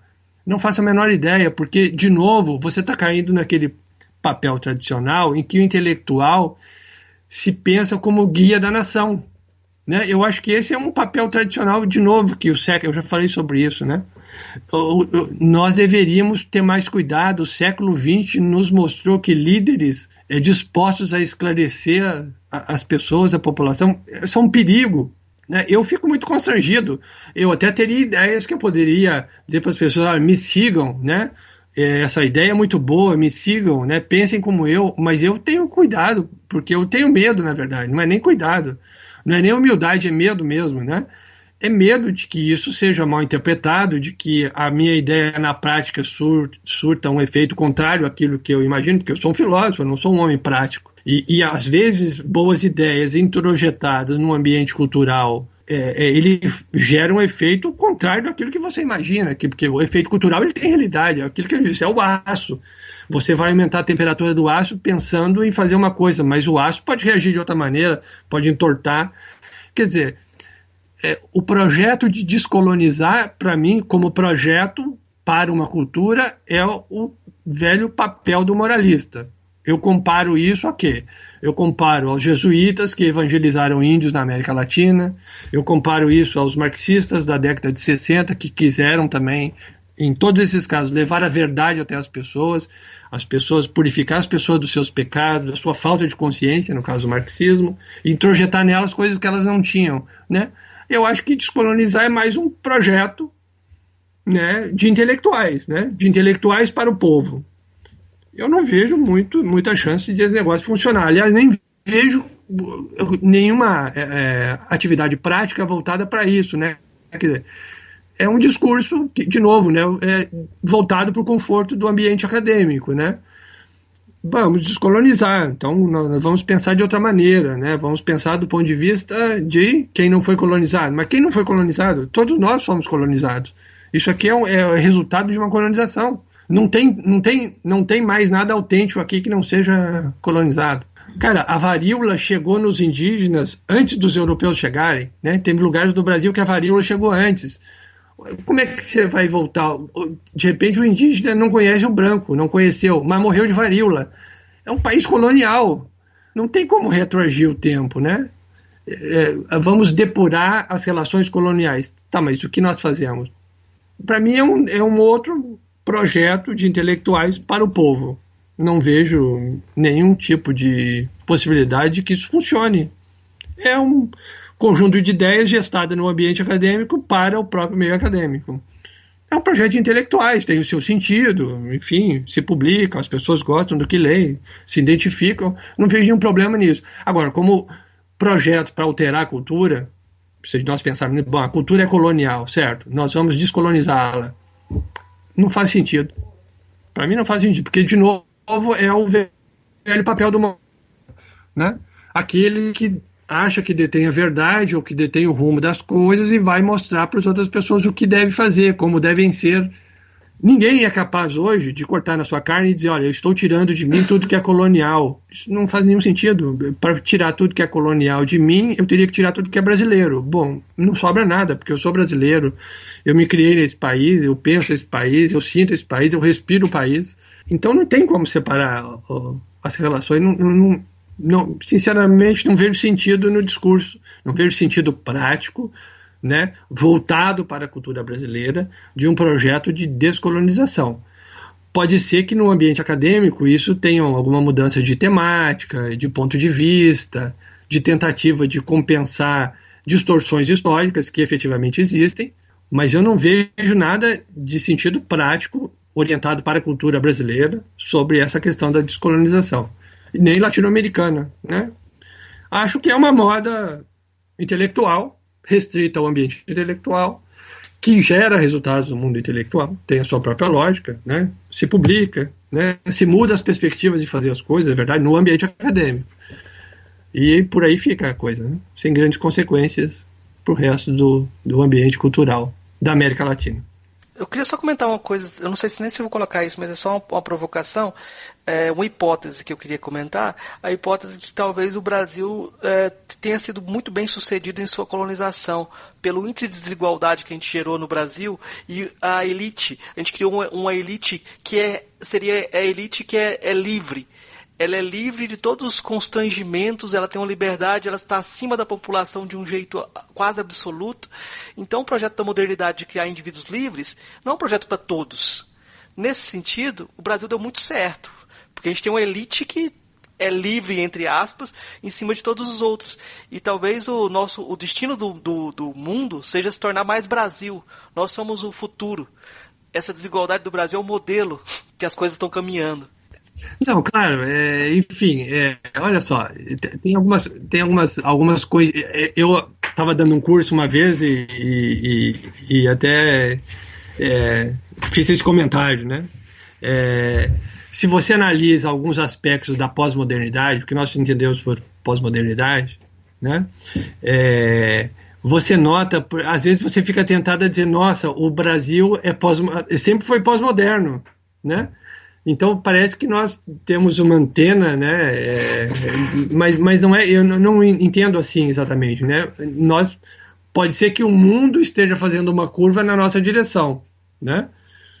Porque tudo indica que a modernidade, no sentido europeu do termo, né? Ela está vazando água, né?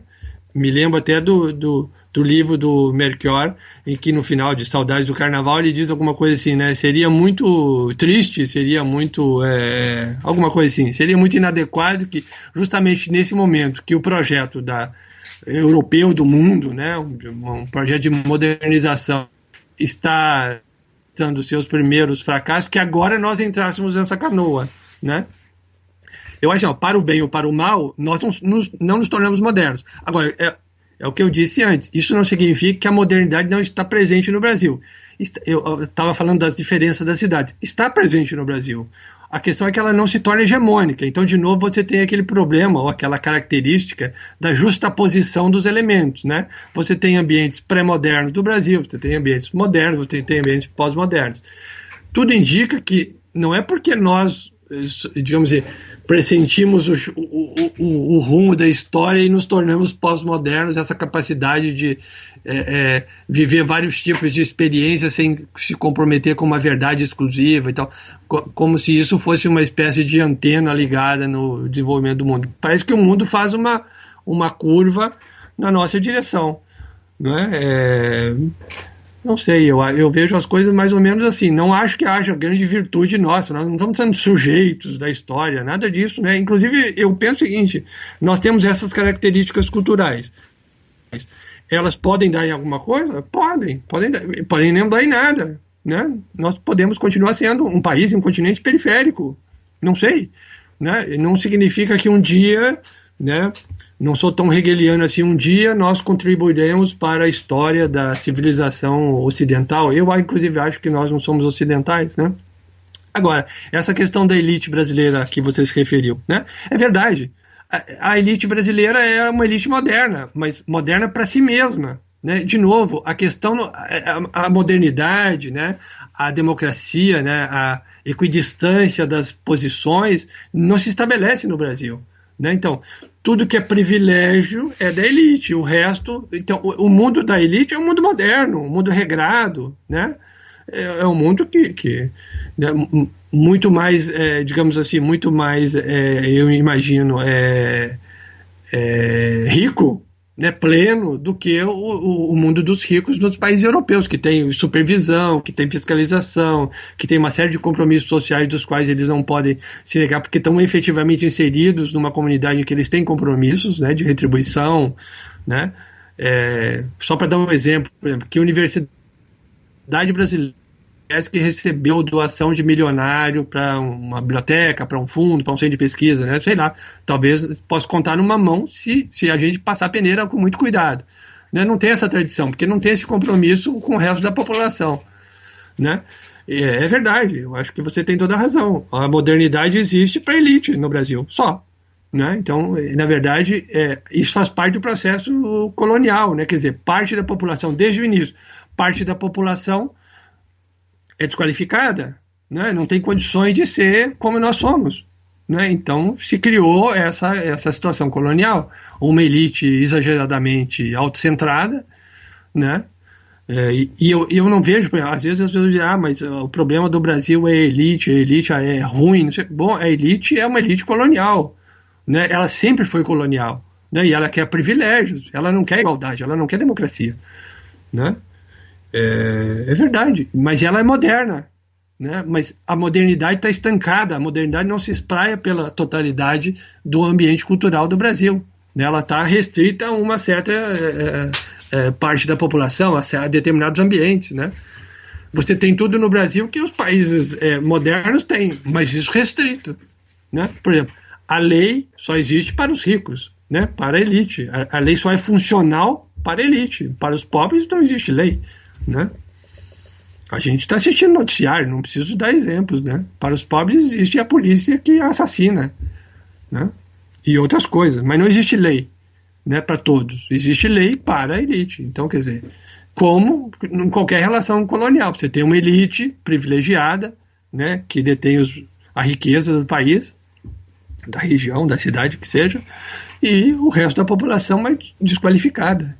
Ela não tem acesso à riqueza, não tem acesso à educação, não tem acesso à moradia, não tem acesso à cultura, não tem acesso à alimentação, e aí por aí vai, né?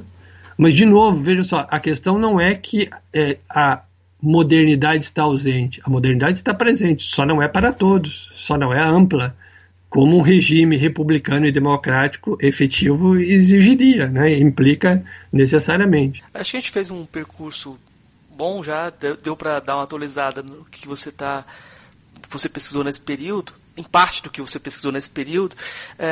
Eu queria então partir para as indicações. O que você indicaria para o nosso ouvinte hoje? O que eu indicaria? Bom, eu vou indicar em função da nossa conversa, né? Quer dizer, eu acho que, como nós não fizemos um programa sobre a preguiça, então tá lá no site da Editora FI, download gratuito, né? Quem quiser comprar, lá, compra direto na editora. A Preguiça e a Filosofia. Depois disso, tem uma segunda edição porque eu lancei uma primeira edição de apresentação do Brasil com uma edição... eu digo barba, cabelo e bigode. Eu escrevi, eu corrigi e eu editei também. Então eu sou editor. Então, para facilitar o acesso, embora o livro estivesse disponível no meu site, no site da editora tem mais visibilidade e tal, e eu fiz umas pequenas correções no livro e lancei uma segunda edição, está disponível no site da FI também, né? E esse livro sobre a América Latina, né? Que eu trato um pouco, eu acho que esse livro é importante, porque ali eu escrevi um capítulo do livro e eu falo dessa diferença, que eu me referi, inclusive, aqui hoje, essa conversa entre o que é a prática de uma filosofia de matriz europeia, né, se remetendo à função cultural da filosofia na Grécia, e o tipo de exigência que é próprio da cultura brasileira para a filosofia. Não é a mesma exigência, né? Eu acho que isso é essencial para quem se interessa por filosofia brasileira. Entender que o país tem as suas próprias exigências com relação ao trabalho filosófico, né? Que o trabalho é mais do que aplicar categorias filosóficas à realidade brasileira, né? Que a natureza da cultura brasileira ela exige um outro tipo de postura do filósofo, que não é a postura tradicional, que não é a filosofia de matriz grega, para usar o termo, né? A filosofia europeia, né? Então, isso eu acho que é uma coisa importante. Para alguém que está interessado em filosofia brasileira, eu recomendaria esse capítulo lá do Miradas Filosóficas sobre a América Latina, né? Está lá disponível para download. Eu acho interessante porque toca nessa questão de mudança de perspectiva da filosofia. Eu vou indicar um livro chamado Afrotopia, do Feuille Sarr, que é um filósofo, um economista senegalês. Tudo que eu gosto eu falo que é filósofo, né? Ele é um economista senegalês e ele descreve como na África a percepção da felicidade não se adequa aos padrões europeus de medição, né? Então tem a ver um pouco com a conversa que a gente teve aqui. Essa é a minha única indicação de hoje e eu vou pedir então pro Rony para ele dar a palavra pro Rony, para ele dar o último recado para os nossos ouvintes, divulgar o que ele quiser divulgar, falar de novos projetos. Não, olha só, não, eu agradeço a atenção das pessoas, né? Fico até um pouco surpreso com os números que você citou aí no início, né?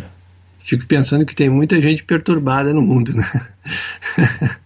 Mas, enfim, eu já fiz essas recomendações, enfim, eu estou divulgando o meu trabalho, tá aí o material tá para download gratuito, enfim, quem tiver interesse, fica à vontade, baixa o material no site da Editora FI. Nós temos uma série ali, né? Tem outros livros também, enfim, já tem uns 10 livros, me parece, de outros autores, inclusive. A série chama-se Filosofia Brasileira e Latino-Americana. Agradeço pela atenção, peço desculpas se eu me estendi muito, às vezes filósofo tem esse defeito, gosta de falar de maneira absurda, posso ter me desviado também, nem sempre a gente consegue manter o fio da narrativa, e quando é uma conversa oral assim, às vezes a gente se perde, como as pessoas não estão presentes, também é difícil corrigir o rumo, né, porque ninguém faz uma intervenção, né, e fico à disposição, se as pessoas quiserem tirar alguma dúvida e tal, eu vou autorizar que o Marcos divulgue o meu e-mail aí, Marcos, porque aí se tiver alguma dúvida podem fazer contato, enfim, ok? Agradeço a audiência e um abraço a todos. A Máquina Extraviada, José J. Veiga. Você sempre me pergunta pelas novidades daqui desse sertão e finalmente eu posso lhe contar uma importante.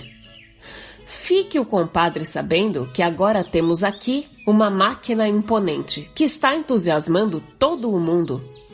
Desde que ela chegou, não me lembro quando, não sou muito bom em lembrar datas, quase não temos falado em outra coisa. E da maneira que o povo aqui se apaixona até pelos assuntos mais infantis, é de admirar que ninguém tenha brigado ainda por causa dela. a não ser os políticos.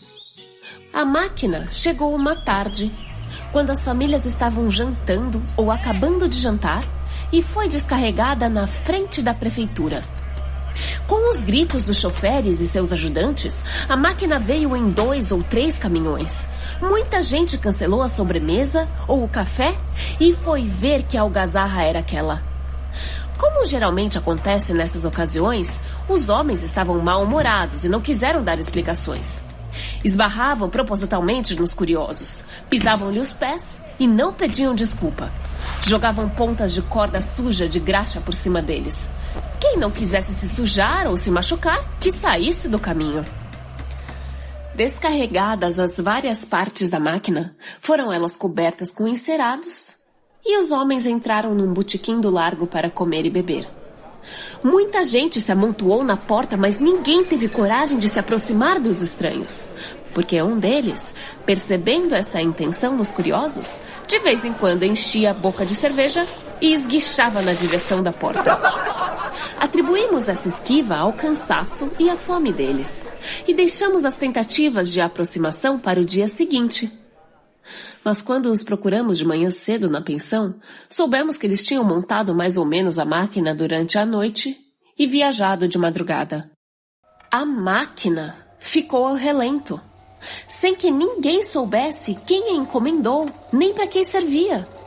E claro, que cada qual dava o seu palpite, e cada palpite era tão bom quanto o outro. As crianças, que não são de respeitar mistério, como você sabe, trataram de aproveitar a novidade, sem pedir licença a ninguém e a quem iam pedir.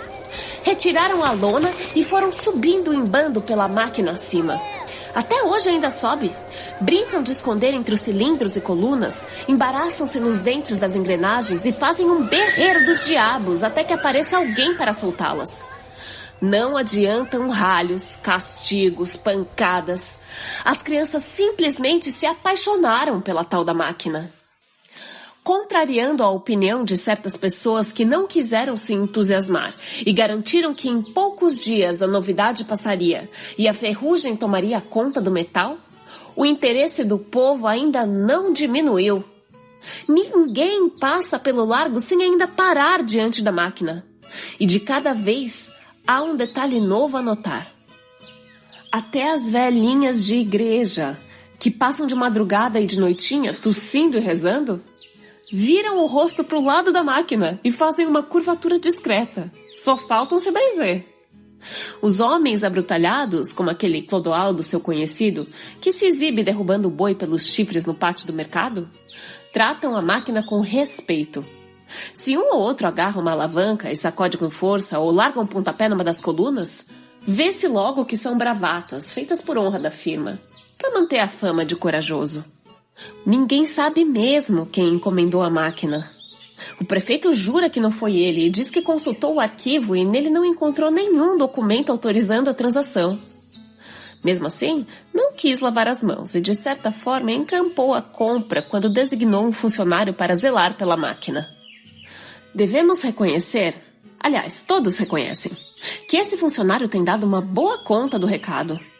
A qualquer hora do dia e às vezes também de noite, podemos vê-lo trepando lá por cima, espanando cada vão, cada engrenagem, desaparecendo aqui para reaparecer ali, assoviando ou cantando, ativo e inalcançável.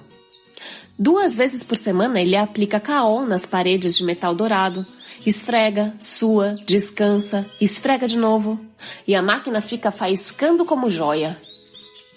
Estamos tão habituados com a presença da máquina ali no largo, que se um dia ela desabasse, ou se alguém de outra cidade viesse buscá-la, provando com documentos que tinha direito, eu nem sei o que aconteceria, nem quero pensar.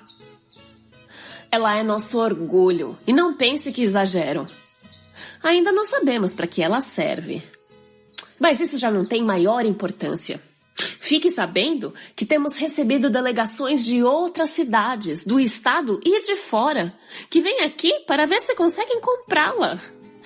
Chegam como quem não quer nada, visitam o prefeito, elogiam a cidade, rodeiam, negociam, abrem o jogo. Por quanto cederíamos a máquina? Felizmente, o prefeito é de confiança e é esperto, não cai em conversa macia. Em todas as datas cívicas, a máquina é agora uma parte importante das festividades. Você se lembra que antigamente os feriados eram comemorados no coreto ou no campo de futebol? Mas hoje tudo se passa ao pé da máquina. Em tempos de eleição, todos os candidatos querem fazer seus comícios à sombra dela. E como isso não é possível, alguém tem que sobrar. Nem todos se conformam e sempre surgem conflitos. Felizmente, a máquina ainda não foi danificada nesses esparramos, e espero que não seja. A única pessoa que ainda não rendeu homenagem à máquina é o vigário. Mas você sabe como ele é ranzinza, e hoje mais ainda, com a idade. Em todo caso, ainda não tentou nada contra ela, e ai dele. Enquanto ficar nas censuras veladas, vamos tolerando. E é um direito que ele tem. Sei que ele andou falando em castigo, mas ninguém se impressionou.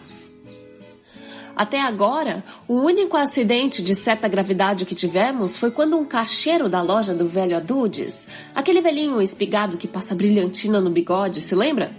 Prendeu a perna numa engrenagem da máquina. Isso por culpa dele mesmo. O rapaz andou bebendo em uma serenata e, em vez de ir para casa, achou de dormir em cima da máquina. Não se sabe como. Ele subiu a plataforma mais alta. De madrugada, rolou de lá. Caiu em cima de uma engrenagem e com o peso acionou as rodas. Os gritos acordaram a cidade, correu gente para verificar a causa. Foi preciso arranjar uns barrotes e lavancas para desandar as rodas que estavam mordendo a perna do rapaz. Também dessa vez a máquina nada sofreu, felizmente. Sem a perna e sem o emprego, o imprudente rapaz ajuda na conservação da máquina, cuidando das partes mais baixas. Já existe por aqui um movimento para declarar a máquina monumento municipal, por enquanto. O vigário, como sempre, está contra. Quer saber a que seria dedicado o monumento. Você já viu o homem mais azedo? Dizem que a máquina já tem feito até milagre. Mas isso aqui para nós eu acho que é exagero de gente supersticiosa. E prefiro não ficar falando no assunto. E creio que também a grande maioria dos munícipes, não espero dela nada em particular. Para mim basta que ela fique onde está, nos alegrando, nos inspirando, nos consolando. O meu receio é que quando menos esperarmos, desembarque aqui um moço de fora. Desses despachados que entendem de tudo. Olha a máquina por fora, por dentro, pense um pouco e comece a explicar a finalidade dela. E para mostrar que é habilidoso, eles são sempre muito habilidosos, peça na garagem um jogo de ferramentas. E sem ligar a nossos protestos, se meta por baixo da máquina e desande a apertar, martelar, engatar. E a máquina comece a trabalhar.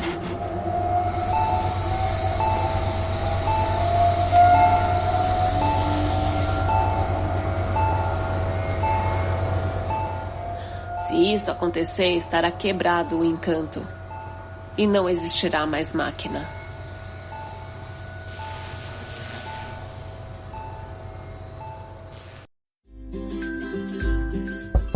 Ei, gostou do nosso episódio? Apoia a gente lá no Catarse, é só R$5 por mês, o preço de um cafezinho. Ajuda a gente a continuar divulgando a filosofia no Brasil. catarse.me/filosofia_pop